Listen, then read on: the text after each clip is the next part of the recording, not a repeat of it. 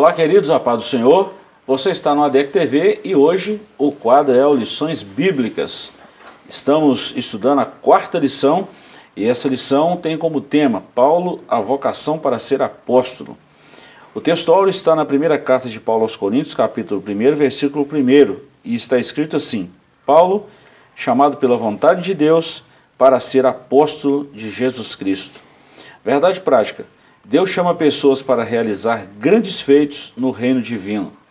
A leitura bíblica em classe está no livro de Atos, capítulo 9, versículos 15 a 22, e depois na carta de Paulo aos Gálatas, capítulo 1, versículos 11 a 18.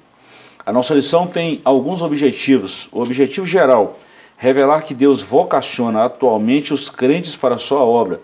E ainda alguns objetivos específicos. Primeiro, salientar o ponto de partida para a vocação de Paulo. Segundo, enfatizar que a vocação de Paulo foi efetivada por Cristo ressurreto. E terceiro, relacionar a vocação de Paulo com o aprendizado no deserto. Mais uma vez, professor Joás comigo. Professor, lição muito boa essa, né? Muito importante, né? Antes de Paulo ser o apóstolo que nós conhecemos hoje, né, ele passou por essas duas etapas aí, né, dessas duas leituras, né? Atos 9, que é o chamado, a vocação, né? E Gálatas 1, né, até o último verso aí, que fala do tempo de preparação. Né? Tem a vocação e o chamado, e tem a preparação para exercer essa vocação e esse chamado. Né? E aí, no caso, a preparação é no deserto. Né? Então, Paulo só foi Paulo por causa desses dois episódios. Só se tornou o Paulo que nós conhecemos hoje como nosso apóstolo por conta desses dois episódios. A sua vocação pelo próprio Senhor Jesus, né? Seu chamado, e o seu aprendizado no deserto. Muito bom. Professor, nós vamos estudar aí dentro dessa lição, esse termo aí, né, essa vocação para esse serviço, para esse trabalho, vamos dizer assim, para essa entrega, né? A vocação para ser apóstolo, como que se deu essa chamada diretamente de Cristo, né? E nós vamos ver também a importância de receber esse chamado e de se encurvar, ou de colocar o ombro debaixo desse chamado. Isso é muito importante. Agora, você fez um destaque muito bom, que é exatamente esse primeiro passo a passo de Paulo, esses primeiros anos da vida de Paulo, apesar de já estar muito bem preparado, né, vamos falar assim de forma cultural e até mesmo, vamos falar assim de uma forma psicológica, muito bem preparado para a obra, mas ele precisava passar por essa conversão, essa preparação, essa didática de Cristo para esse chamado dele. Era necessário isso, é impossível a formação da noite para o dia. Ele já tinha um preparo, já tinha um conhecimento, né, uma experiência com leitura, com conhecimento, né, com filosofia e com teologia.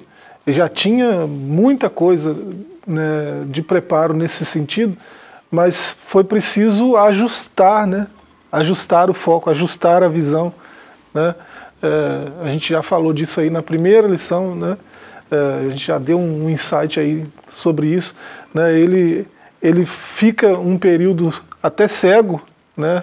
Justamente para abrir os olhos espirituais, né? Para o chamado de Cristo, para a pessoa de Cristo, entender que o Antigo Testamento era a respeito dele. Então, nesses 3 anos, possivelmente, o que Paulo fez no deserto foi, além de buscar Deus, né, de buscar uma revelação mais profunda, se debruçar sobre a antiga aliança, né, o Antigo Testamento, e enxergar Jesus ali, porque ele até então não tinha entendido, né, não tinha enxergado. Sabia e não sabia. Né? Professor, vamos lá então, essa lição muito boa. Nós já falamos aí dos objetivos dessa lição, né? Mas dentro dos objetivos específicos de cada capítulo, salientar o ponto de partida para a vocação de Paulo. E Paulo, quando escreve a Timóteo, ele até fala: desperta o dom que há em ti, ou seja, tem que descobrir essa vocação para que a gente foi chamado. É uma das incógnitas hoje na raça humana, vamos falar assim, principalmente dos cristãos que servem a Jesus. Para que foi chamado, o que fazer? Isso não é fácil não, né, professor? Até o próprio Senhor Jesus, nosso mestre, ele teve que descobrir essa vocação, que descobrir é um termo correto, porque ele, diante dos judeus, né, numa situação de culto, né, de estudo da Escritura, ele vai no rolo que falava sobre ele, né, Isaías, e ele abre o texto e ele diz o que Isaías disse, mas que se tratava dele, né, o Espírito do Senhor me ungiu para. Essa é a vocação. Né? Me ungiu para quê? Né? Pregar boas novas, né? Anunciar o ano aceitável do Senhor, né? Liberdade aos cativos, aquilo tudo ali é a vocação. Né? Ele foi ungido para aquilo, ele foi chamado para aquilo, ele veio para cumprir aquele propósito, aquela vocação. Né? Então, seja Isaías escrevendo isso, ou seja Jesus lendo isso, né, é alguém que tem conhecimento da sua vocação. Né? É alguém que sabe para que veio. É alguém que tem essa mentalidade, isso muito claro na sua visão, né, o que eu nasci para fazer. Então, se a gente puder completar uma frase desse tipo, né, a gente vai ser muito útil para Deus. Né? Se eu puder dizer, o Espírito do Senhor me ungiu para, e eu souber, né, definir o que vem depois disso aí, é porque eu já tenho a revelação do meu chamado, da minha vocação, né, e eu vou viver de acordo com isso. Facilita as coisas no reino de Deus. Eu estou falando assim, em relação a tempo, cria uma maturidade, há uma dedicação. Foi o que Paulo fez com o seu vocacionado. Isso. Ele foi vocacionado para apóstolo, então ele dedicou todo o seu tempo, ele empregou todo o seu tempo, toda a sua força para esse chamado. E fez muito bem, professor. Ele identificou esse chamado e logo que identificou foi se preparar. Foi buscar se adequar ao chamado, à vocação. Né? A gente está falando essa vocação de Paulo, né?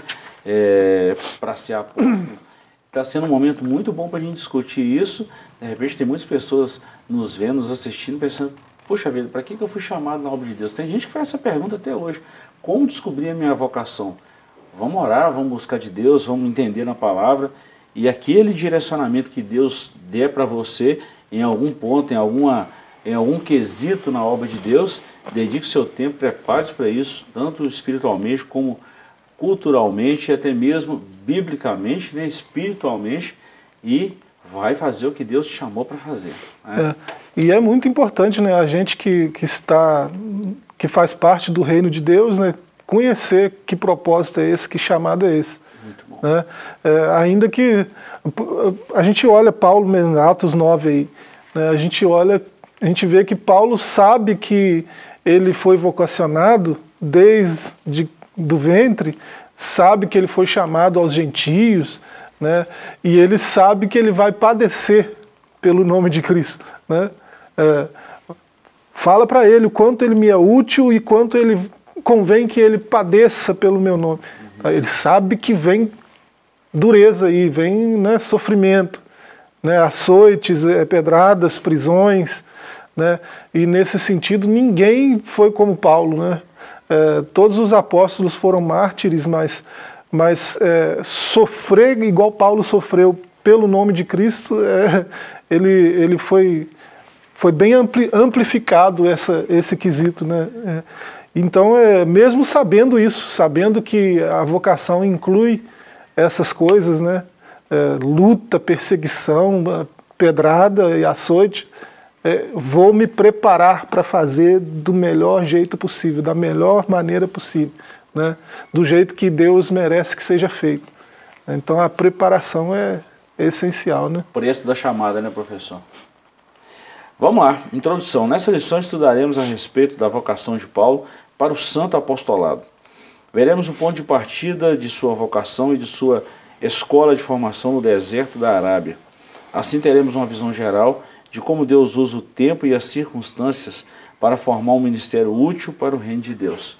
Professor, acho que nós já falamos muita coisa nessa introdução, né? A gente viu que esse tempo da Arábia e esse deserto foi essencial para a vida de Paulo. E se a gente vê, todos os homens de Deus que tiveram um relacionamento próximo com Deus enfrentaram o deserto. Né? Você vê Abraão no deserto, você vê Moisés no deserto, né? Então, e você vê aqui mais perto aí, né, o próprio Senhor Jesus, né, na tentação, o arauto, né, João Batista, a voz que clama no deserto. Então, Isaías andou no deserto? O deserto é o lugar da palavra, né? É lá onde Deus se revela de forma mais clara, né? É no deserto. Porque no deserto, assim, esses olhos aqui, né? Eles, para todo lado que olha, só vê deserto, areia, né? Então, se você quiser ter uma perspectiva melhor, você tem que olhar para o céu, porque nesse plano tudo é areia, né? No céu tem algo diferente. Então, e é de lá que vem a revelação, né? Então, o deserto E não tem limitação nenhuma no deserto, né? Não tem nada que limita o meu aprendizado, né? O meu crescimento, não tem nada que limita o meu avançar, a minha, né, expansão. Não tem parede no deserto. Então, o deserto é um lugar propício para a revelação e para o aprendizado, né? Muito bom.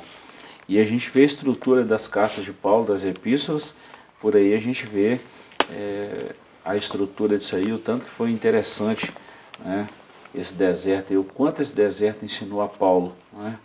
O quanto o deserto ensinou a Paulo e o quanto Jesus ensinou o deserto a ensinar outras pessoas. É pedagógico isso, né? Muito pedagógico, muito bom. Professor, esse tempo que ele ficou no deserto, né, esse período de vocação, você imaginou o que passava na cabeça de Paulo? O tempo que ele teve de reflexão, de uma simplicidade no Evangelho, de uma pureza.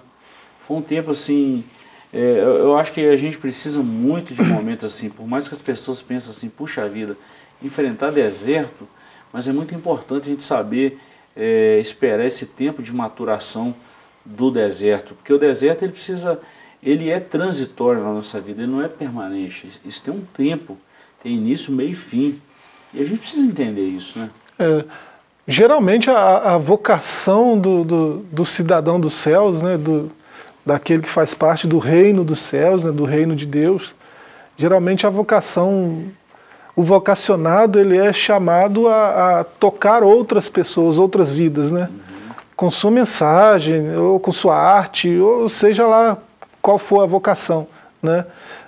E assim, para que isso seja efetivo, né, para que isso funcione direito, né, como é que eu vou tocar outras vidas se eu não sou tocado, né?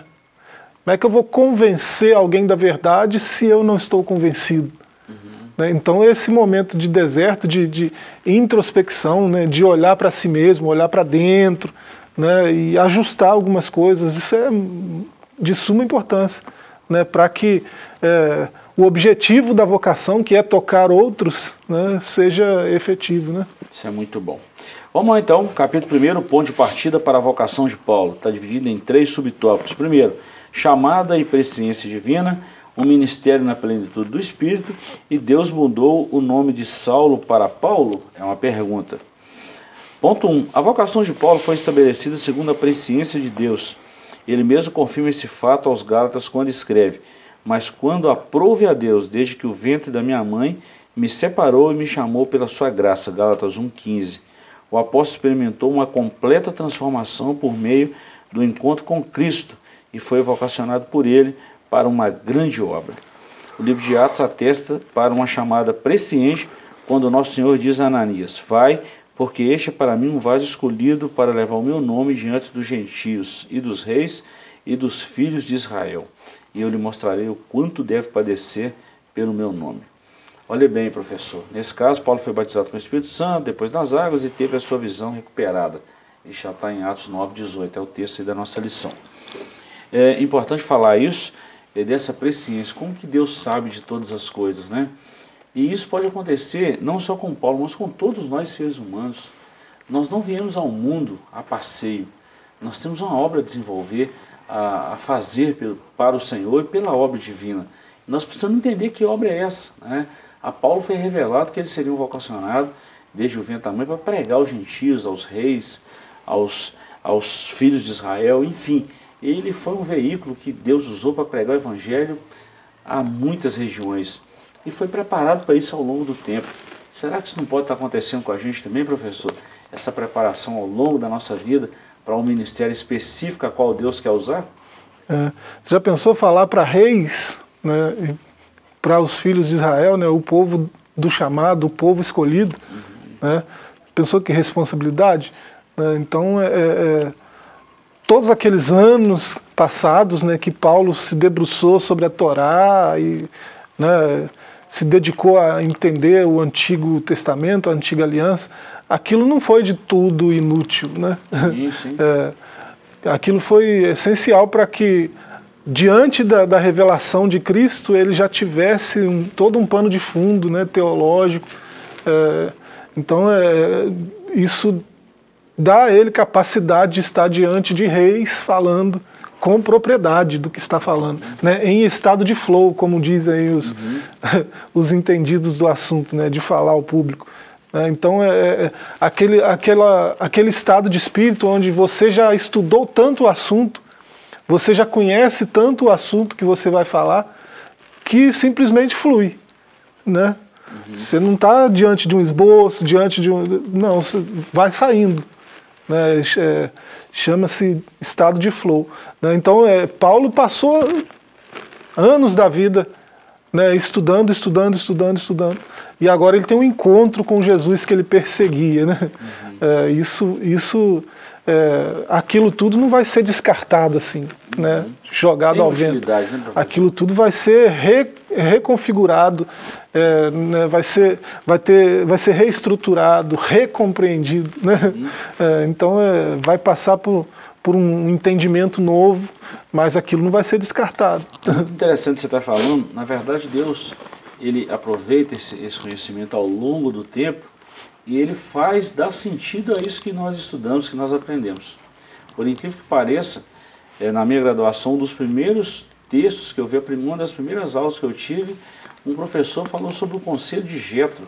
Peraí, na administração falar sobre o Conselho de Jetro faz muito sentido dentro da gestão. É o conselho da descentralização. Faz muito sentido quando você aplica uma ciência e quando Deus joga a luz do Evangelho nessa ciência. Tem todo sentido. Por isso que o cientista, quanto mais estudado ele for, se ele se converte, a conversão, Cristo vai dar luz a esse entendimento, a isso que ele estudou. Foi o que aconteceu com Paulo. Chique demais, muito, né? Muito bom, muito bom, muito bom. Professor, vou ler o ponto 2 e 3 antes de a gente ir para esse pequeno intervalo aí. O Ministério da Plenitude.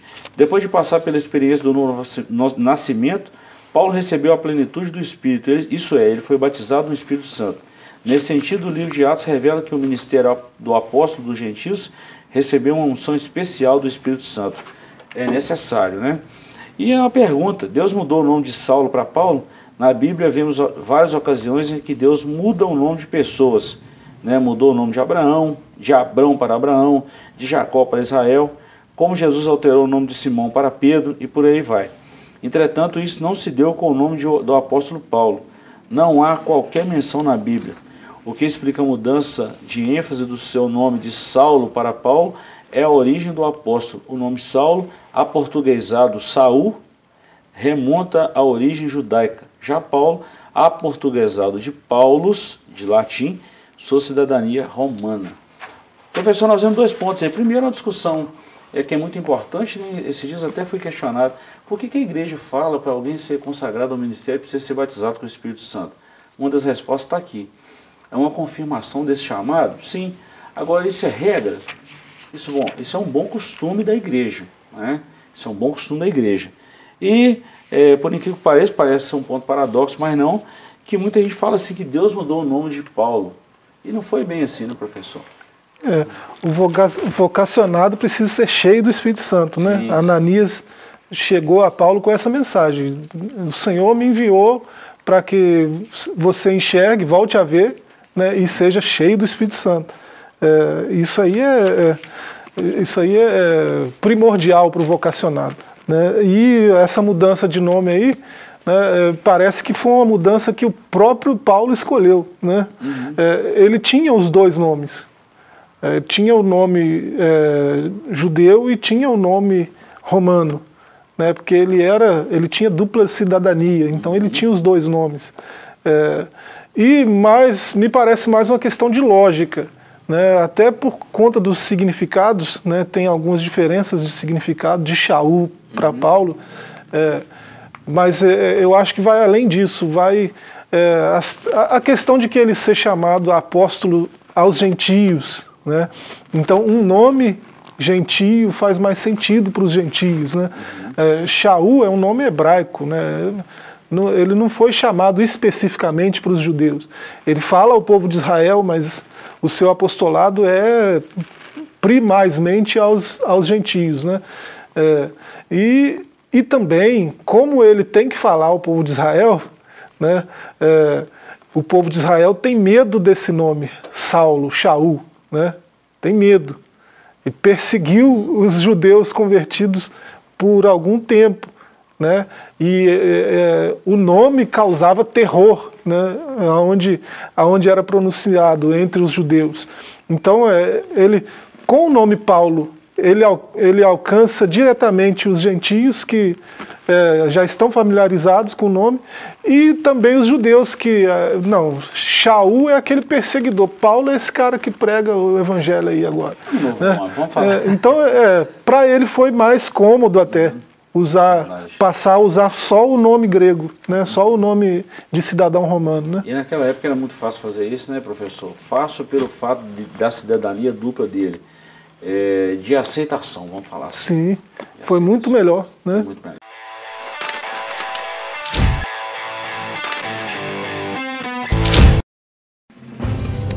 Uma verdadeira história de fé, renúncia, desafios e conquistas. Você irá se emocionar e extrair lições extraordinárias da biografia de um dos mais expressivos líderes do movimento pentecostal no estado de Minas Gerais. Recomendada por influentes líderes cristãos. Adquira agora mesmo Ari Coelho, um legado de fé, e descubra detalhes de uma história de vida que pode transformar a sua. Um produto com a qualidade CPAD.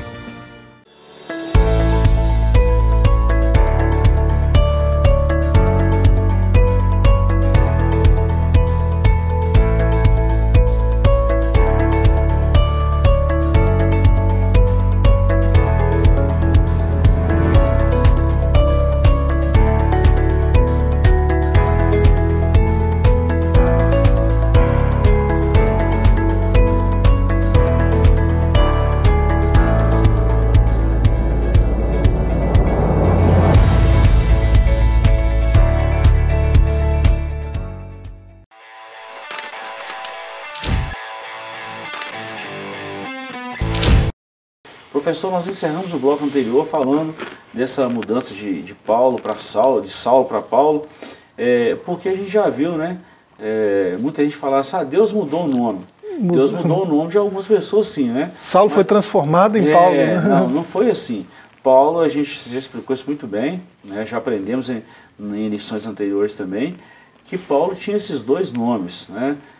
O Saulo, que era um nome judeu, um nome da sua origem, mas também Paulo, que não deixava também de ser um cidadão romano, né? É um nome gentil, vamos dizer assim, né? Um nome latim, né? Latim. Em latim. Isso. E, professor, só uma outra questão, a gente fecha esse tópico aqui. É muito importante, todos os discípulos da Bíblia que nós vimos aqui eram homens cheios do Espírito Santo, homens tomados pela sabedoria divina, né? E por isso fizeram o que fizeram. Como eu falei aqui no bloco anterior, é um bom costume da igreja, vamos falar assim, que é um modus vivendi da igreja muito bom, que não pode perder isso, né? Isso é uma coisa assim muito, muito boa para se manter, né? Muito bom.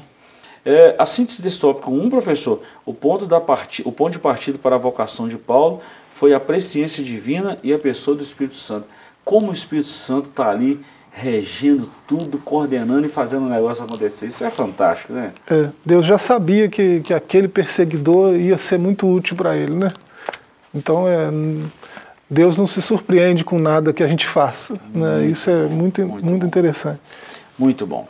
Vamos lá então, professor, capítulo 2, uma vocação efetivada pelo Cristo ressurreto. Ponto 1, Saulo viu o esplendor glorioso do Cristo ressurreto. Ponto 2, uma vocação inevitável para o apostolado entre os gentios. E 3, a vocação mudou o rumo da vida de Saulo. Ponto 1, não foi uma miragem, nenhuma ilusão de ótica, mas Saulo viu realmente o Cristo ressurreto a quem ele perseguia. Essa visão gloriosa ofuscou seu orgulho ante as autoridades judaicas e foi definitiva para a vida daquele que mais tarde seria um embaixador de Cristo entre os gentios. Professor, a gente persegue alguém e quando você vai ver, esse alguém é superior, mas extremamente superior a nós mesmos. Foi o que aconteceu com Paulo. Aí Paulo estava perseguindo a igreja de Cristo a ponto desse Cristo ressurreto, a quem ele perseguia, parar no meio do caminho, vou falar na minha linguagem, colocar a mão no peito e só até aqui você veio, daqui para frente você não vai mais. E a ponto dele cair do animal que ele estava, Senhor, Senhor. E Jesus falou que Saulo, Saulo, por que me persegues? E ele vai e pergunta, quem é, Senhor? Aí Jesus respondeu, eu sou Jesus a quem tu persegues. Duro é para ti recalcitrar contra os meus aguilhões. Rapaz, pensa alguém que está perseguindo um Deus desse nível, o Deus Todo-Poderoso, e escuta isso do Deus Todo-Poderoso. Rapaz, com a maior mudar de vida é para morrer ele mesmo, né? Isso é muito didático para nós, né? A gente convive com gente que tem esse ímpeto de perseguição, né? Não sei se pode chamar assim, né? Eu não sei se... Mas tem gente que tem esse mau costume de perseguir independente da razão pela qual faz isso, né? Tem gente que gosta de perseguir pessoas, né? E assim, às vezes faz isso igual Paulo estava fazendo, está perseguindo alguém sem conhecê-lo, né? Mas quem é esse Senhor? Né? Por que você está me perseguindo? Mas quem é você? Eu estou perseguindo? Como assim? Né? Então é encrenca. É encrenca, né? Porque você pode estar perseguindo alguém muito mais poderoso do que você, né? Você pode estar perseguindo alguém que conhece alguém muito mais poderoso que você, então não vai dar muito certo, né? Uma hora vai dar ruim, uma hora cai do cavalo, né? Usando a expressão aí, né? E foi o que aconteceu com Paulo. Todo aquele orgulho, não, eu tenho aqui a procuração na minha mão, eu tenho autorização de todas as autoridades competentes para rodar esses 300 mil quilômetros, né? A extensão. E com toda essa extensão ele diz que ainda foi além da... né? Foi em cidades estranhas para perseguir cristãos, né? Então ele era uma pessoa certamente muito orgulhosa, né, que fala, não, todos estão comigo, todas as autoridades estão comigo, olha a carta branca que me deram. Prepotente, né? E no meio do caminho ali, né, no meio do caminho, força de expressão, né, a caminho de Damasco, respirando ameaças e morte, né, tem um encontro com aquele que ele persegue. Isso é muito didático mesmo para nós. Professor, é interessante, né? Eu estava falando sobre o estudo esses dias agora.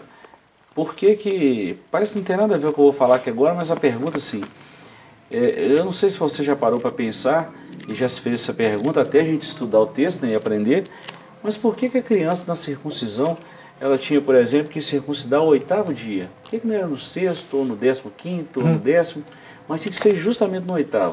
Porque tinha uma vitamina ali no 8º dia, que o organismo se completava ali, e aquilo ali facilitava a cicatrização, né?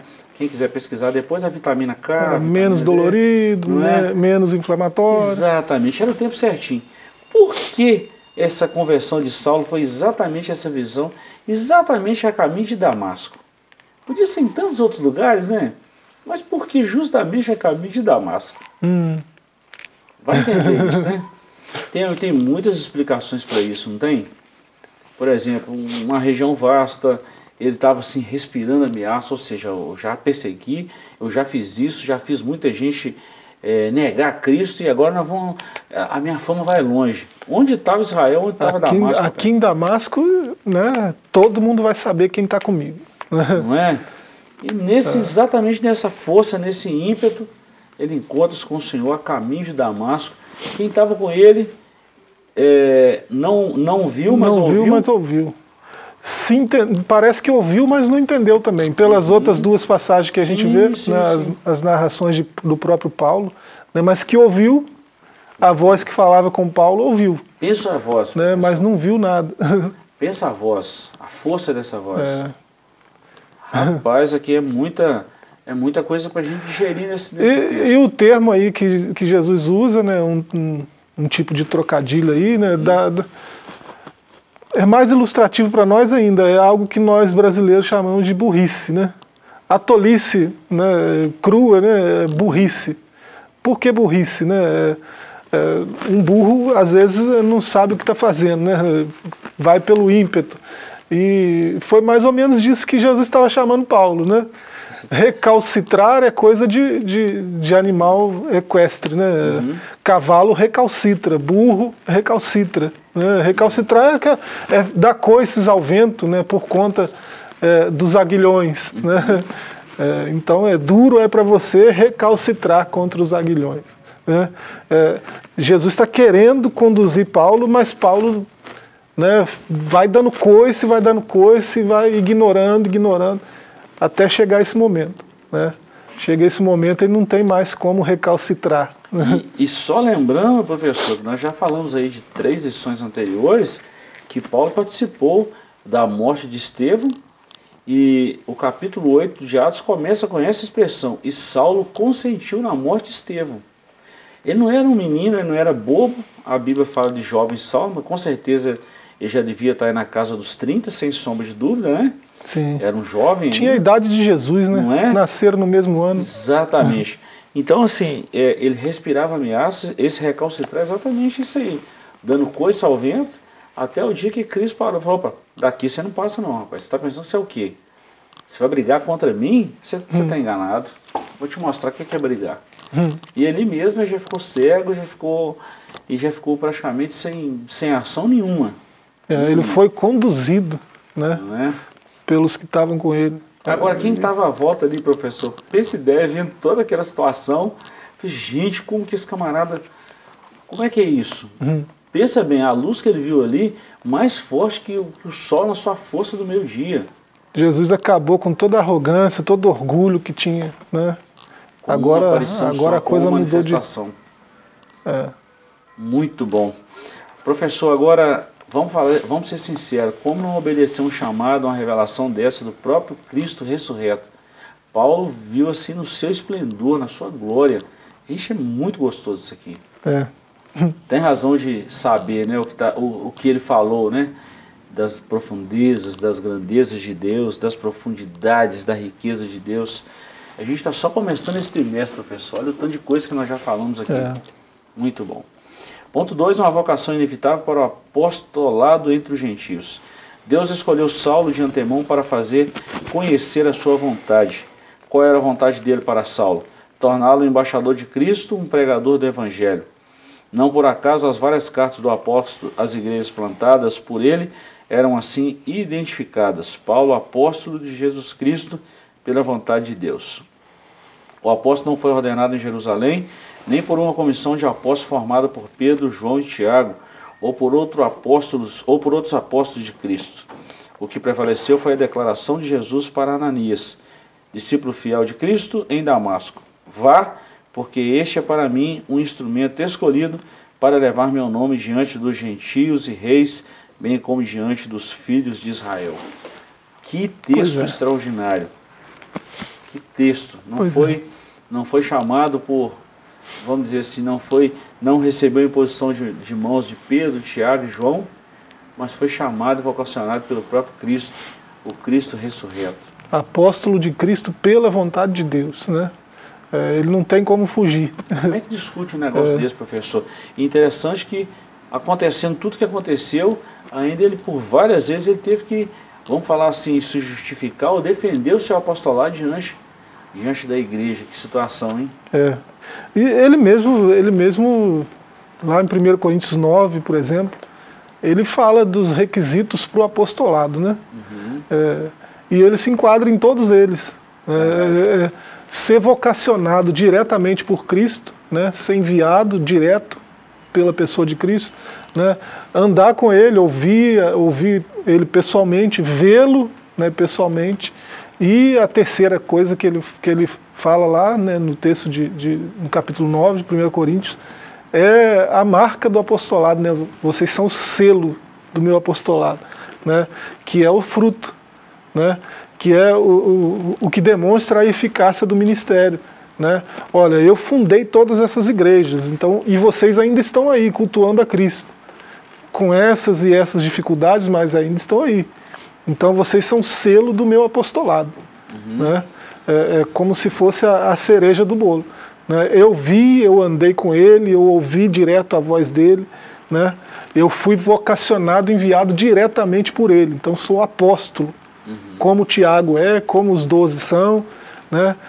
Então tem as marcas do apostolado também. Então ele tem todos esses requisitos que um apóstolo precisa ter.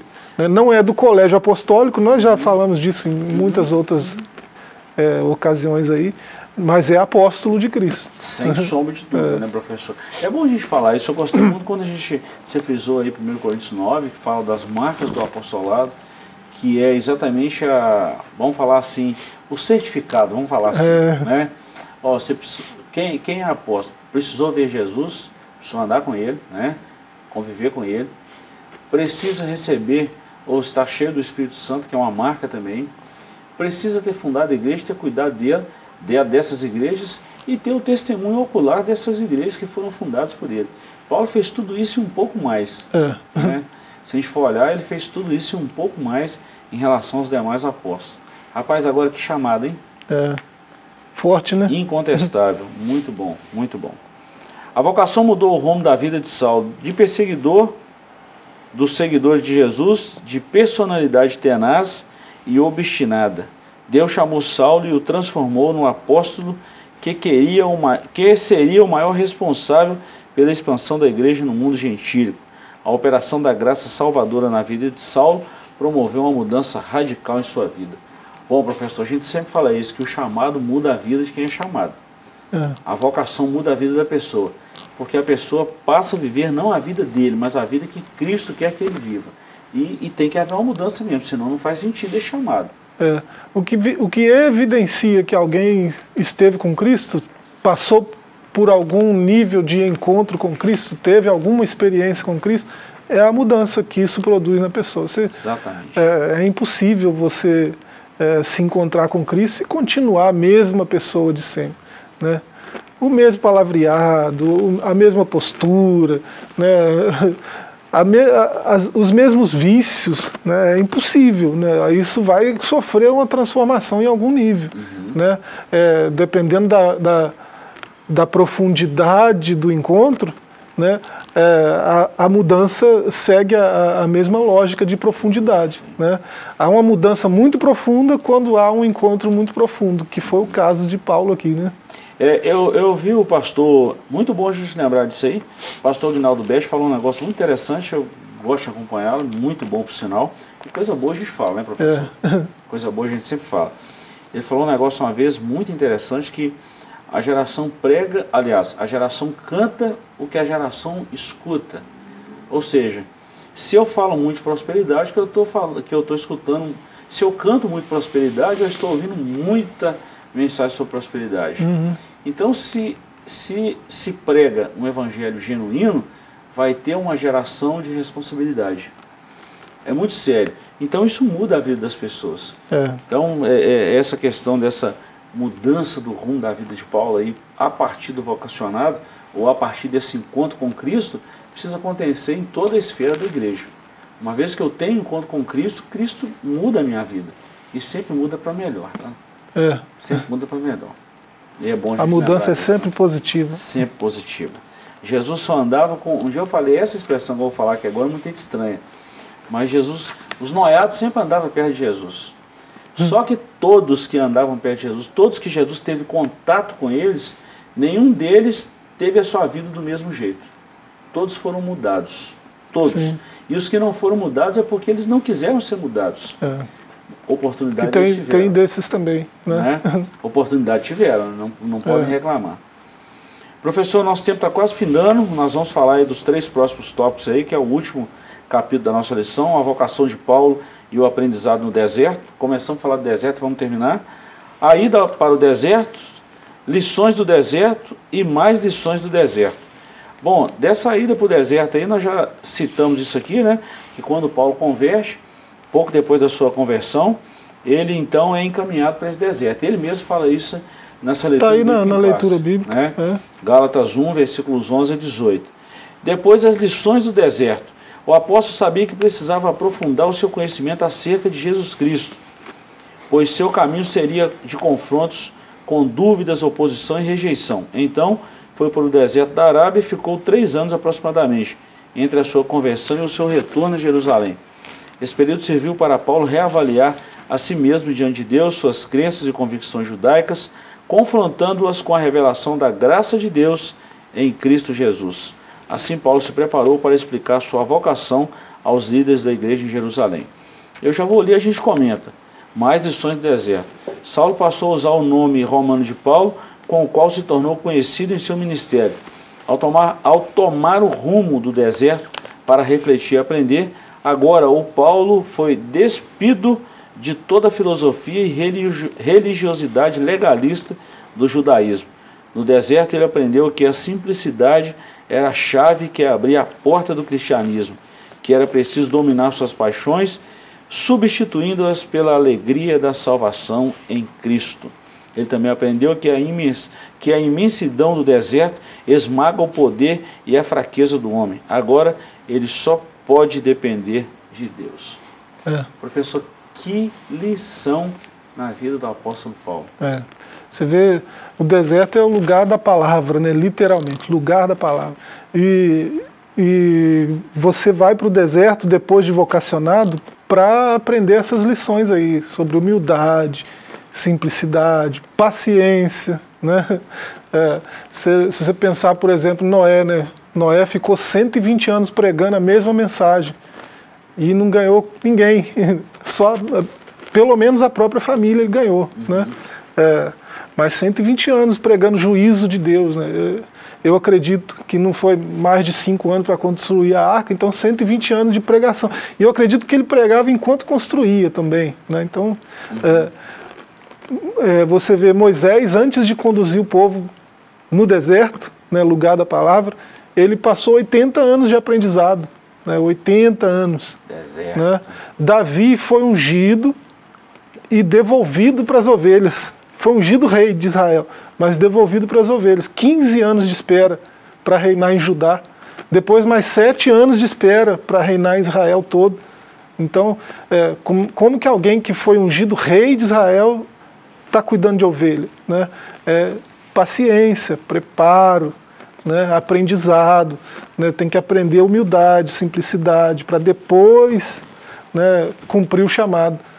Tem gente que hoje em dia, na nossa era, né, do imediatismo, né, nossa era líquida, não há mais espaço para aprendizado. Né?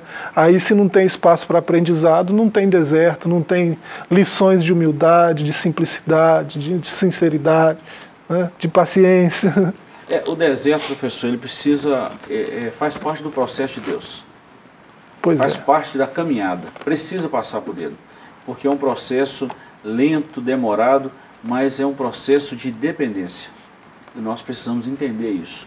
Todo cristão precisa entender isso. Faz parte da pedagogia de Deus. Tá? Isso é muito importante. Quem tenta usurpar ou pegar um voo, passar por cima do deserto, vai ter problema certo, queimando uma etapa na vida. No seu ministério, na sua carreira como cristão, está perdendo. E infelizmente a gente vê isso acontecer, né, com muita frequência hoje, perto da gente, né? Verdade. Gente querendo queimar a etapa e acaba não funcionando como deveria, né? Vai dar errado, vai dar errado. Chegamos ao final da nossa lição, queremos te agradecer pela companhia de sempre. Prometemos a voltar, se Deus nos permitir, na próxima semana.